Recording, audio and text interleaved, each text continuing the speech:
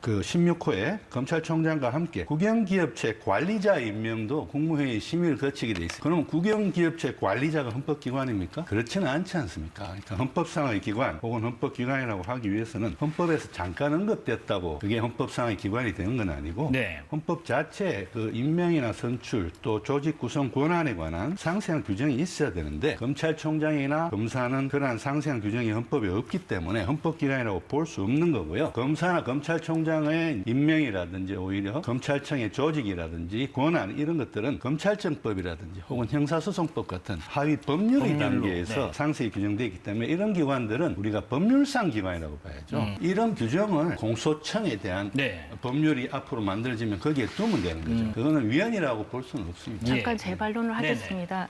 임 교수님께서 국영기업체 관리자를 얘기하셨는데 국영기업체 관리자는 고유 명사가 아닙니다. 국영관리체라고 하는 것은 이것은 국영기업체잖아요. 국영기업체의 이름을 명시한 게 아닙니다. 그래서 이것은 일종의 공법인의 그 관리자를 얘기하는 거거든요. 네. 그래서 이것은 적절한 예가 아닙니다. 오히려 합동참모의장의 예가 있는데 국방참모의장으로 명칭을 변경하려고 했다가 위헌이라고 하는 문제 제기를 했었고 결국은 현재까지도 합동참모의장이라는 이름이 남아있고요. 예를 들어서 법률에서 어떤 기관의 이름을 정하고 있는데요. 예를 들어 국가인권위원회라고 법률상의 기관이거든요. 그것은 헌법에 아무런 근거가 없습니다. 그런데 그것에 대해서 시행령에서 국가인권위원회 명칭을 바꿀 수 있겠습니까? 그건 안 되는 겁니다. 그리고 헌법재판소 판례에 따르더라도 헌법에 딱 한 번만 62조 2항에서 국회위원회의 구성을 어떻게 하는지 그 권한은 어떻게 하는지 이런 것에 대해서 헌법에 아무런 규정이 없습니다. 그럼에도 불구하고 헌법재판소는 헌법 62조 2항에서의 국회위원회를 헌법에 의하여 설치된 기관으로 봅니다. 왜냐하면 권한쟁의 심판의 당사자가 될 수 있기 위해서는 세 가지 요건이 있는데 그중에 첫 번째 요건이